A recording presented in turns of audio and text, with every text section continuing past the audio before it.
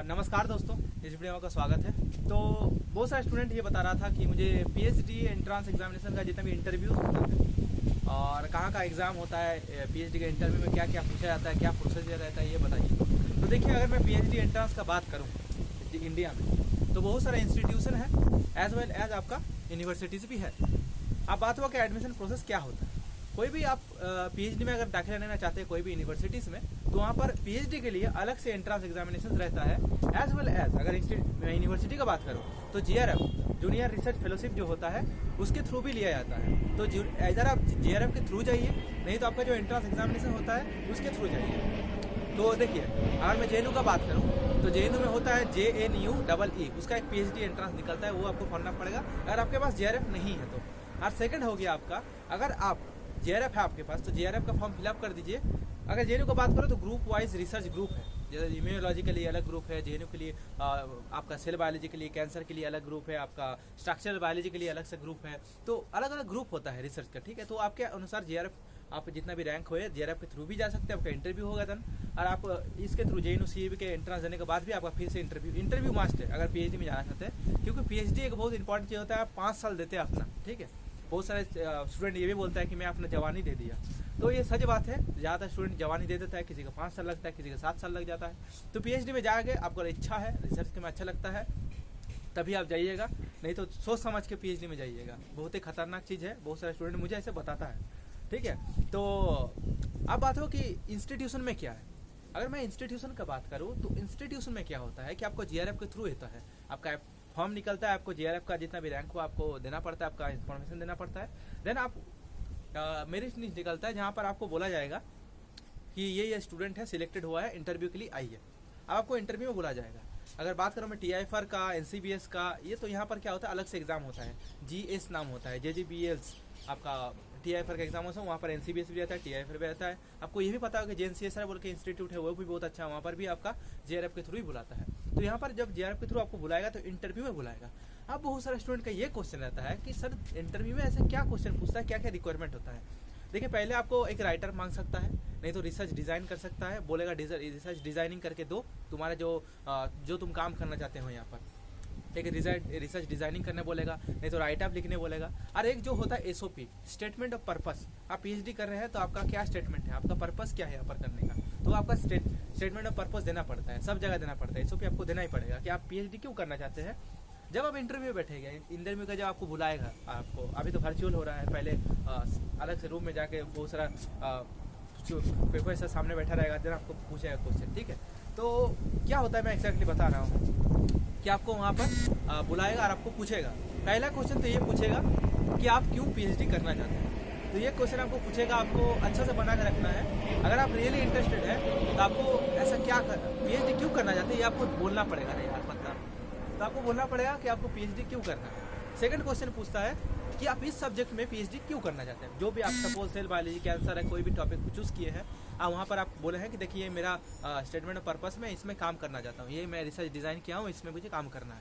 तो आपको बोलेगा कि इसमें काम क्यों करना चाहते हो, ऐसा क्या चीज़ है यहाँ पर कि आपको काम करने के लिए आपको उत्साह करता है। तो ये चीज़ आपको पूछा जाएगा, why you like this subject and why you want to research in this particular field, what is your goal and what you want to achieve after this experiment. ये बोलेगा आप इस इंस्टीट्यूशन में पीएचडी क्यों करना चाहते हैं। 3 क्वेश्चन पहले आपको पूछा जाएगा।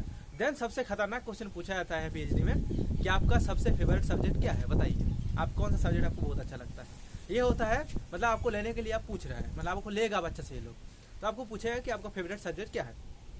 तो आप बोलिएगा कि मेरा सेल बायोलॉजी है, नहीं तो ये है, नहीं तो वो है, इम्यूनोलॉजी है, आपका कैंसर बायोलॉजी है। तो जब भी आप बोलिएगा तो ध्यान से बोलिएगा, क्योंकि यहाँ से बहुत क्वेश्चन पूछने वाला होगा।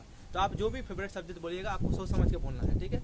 बोलने के बाद आपको पूछेगा कि ये सब्जेक्ट में कौन सा टॉपिक आपको अच्छा लगता है। मतलब आपको सब आप बायोकेमिस्ट्री बोल दिए और बोल दिए कि मुझे प्रोटीन में बहुत अच्छा लगता है पढ़ने में, तो आप अगर प्रोटीन बोल दिए तो आप शुरू होगा क्वेश्चन का धड़ाधड़, इधर उधर से फेंकेगा क्वेश्चन, ठीक है। प्रोफेसर ये बताओ प्रोटीन क्या होता है, प्रोटीन का आइसोइलेक्ट्रिक पॉइंट क्या होता है, पीके क्या होता है, टाइट्रेशन क्या होता है। अरे बोलो प्रोटीन को मेजर करोगे तो क्या करोगे, प्रोटीन को आइसोलेट कैसे करोगे सिस्टम से, अगर सेल दे दिया तुमको, ये वो ऐसे टाइप का क्वेश्चन पूछेगा। पीसीआर से पूछेगा आपको, प्रोटीन प्यूरिफिकेशन, मतलब आप अगर कोई भी टॉपिक बोले तो आपको पूछेगा। और कुछ क्वेश्चन होता है नॉर्मल कि बताओ जेल इलेक्ट्रोफोरेसिस कौन सा कॉन्सेप्ट के ऊपर काम करता है, बताओ कि इलेक्ट्रोफोरेसिस कैसे आपका HDS कैसे काम करता है, माइक्रोस्कोपी हैंडल किए हो, माइक्रोस्कोप कैसे करना पड़ता है बताओ, सेंट्रीफ्यूगेशन इसके हो, क्यों इसके सेंट्रीफ्यूगेशन में ऐसा क्या होता है कि उसको यूज़ किया जाता है बताओ। तुमको मैं सेल लाइन दे दिया, उससे तुम प्रोटीन निकाल के दिखाओ कि ये प्रोटीन तुमको चाहिए, या हमको ये जीन दे दिया, यहाँ से जीन से प्रोटीन निकाल के कैसे करोगे लैब में काम।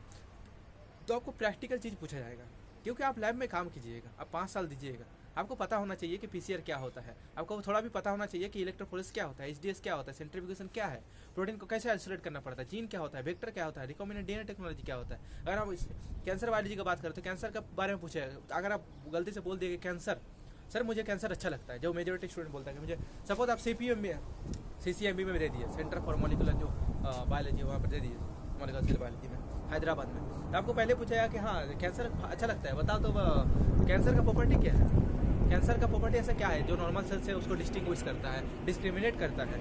तो आप बोलिएगा प्रॉपर्टी, देन प्रॉपर्टी को पूछेगा आपको कि बोलो ये प्रोटीन अगर कॉन्टेक्ट इनहिबिशन नहीं होता है तो क्या हो सकता है। तो इस तरह का आपको पूछा जाएगा क्वेश्चन। बोलो आप सेल को स्टेन कैसे करोगे, लिविंग सेल को ऑब्जर्व कैसे करोगे।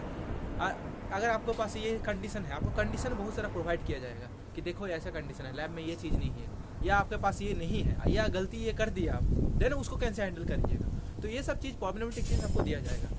आपको वो भी पूछा जाता है, सिर्फ आप सोचिएगा बायोलॉजी पढ़ के गए हैं तो मेरा एंट्रेंस क्वालिफाई हो जाएगा, लेकिन ऐसा नहीं होता है। बायोलॉजी पढ़ के जाइएगा, वो लोग फिजिक्स केमिस्ट्री मैथ से भी पूछेगा, तो आपको मोलालिटी, क्योंकि आप मीडिया बनाना है ना भाई सब, जितना भी काम कीजिएगा आप NaCl बनाइएगा, आप जितना भी मीडिया लैब में जितना बनाना पड़ता है आपको खुद को बनाना पड़ेगा, कोई आकर बनाना थोड़ी जाएगा। तो आपको वो भी पूछा जाएगा, मोलालिटी बोलो, केमिस्ट्री कॉन्सेप्ट आता है कि नहीं, तो pH क्या होता है, केमिकल काइनेमेटिक्स के बारे में बताओ, आपको ऑर्गेनिक केमिस्ट्री आता है कि नहीं आता है, कैसे थोड़ा थोड़ा पूछा जाएगा। इसका मतलब ही नहीं कि आपको नहीं आता है मतलब आपको लेगा नहीं, आपका अगर बायोलॉजी स्ट्रॉन्ग है तो आपको ले लेगा, अच्छा कोई बात नहीं। उसके बाद आपको केमिस्ट्री के बाद पूछेगा परम्यूटेशन, कॉम्बिनेशन, प्रोबेबिलिटी से क्वेश्चन पूछेगा। उसके अलावा भी बहुत सारे क्वेश्चन पूछा जाता है, मैथमेटिक्स से, फिजिक्स से क्वेश्चन पूछता है। तो सिंपली अगर मैं साधा एंड सीधा एकदम स्ट्रेट लाइन में बताऊं तो आप अगर PhD करते हैं तो आपको इंटरव्यू में यही पूछा जाएगा कि आप PhD क्यों करना चाहते हैं, इस इंस्टीट्यूशन में PhD क्यों करना चाहते हैं, आप कौन सा चीज़ में आप रिसर्च करना चाहते हैं, और आपका स्टेटमेंट ऑफ पर्पस क्या है, और लास्ट आपको पूछा जाएगा कि बताओ तो तुम्हारा फेवरेट सब्जेक्ट क्या है, और वहाँ से आपको क्वेश्चन पूछा जाएगा। और जो भी फेवरेट सब्जेक्ट बताए तो उसके वहाँ पर जो टेक्निक इन्वॉल्व होता है, बायोलॉजिकल टूल टेक्निक्स, वहाँ से आपको क्वेश्चन पूछा जाएगा। तो ये सब चीज़ आपको ध्यान रखना पड़ेगा, यहाँ से मेजॉरिटी क्वेश्चन पूछेगा। और इंटरव्यू के रिलेटेड और कुछ जानना है, आपको नोटिफिकेशन भी चाहिए तो आप लोग कमेंट बॉक्स में कमेंट कीजिए, मैं नोटिफिकेशन भी आपको दूंगा, कौन कौन सा इंस्टीट्यूशन में कब फॉर्म निकलता है, क्या क्या चीज़ें को ध्यान रखना पड़ता है, क्या क्या टेक्निक आपको पढ़ना पड़ेगा।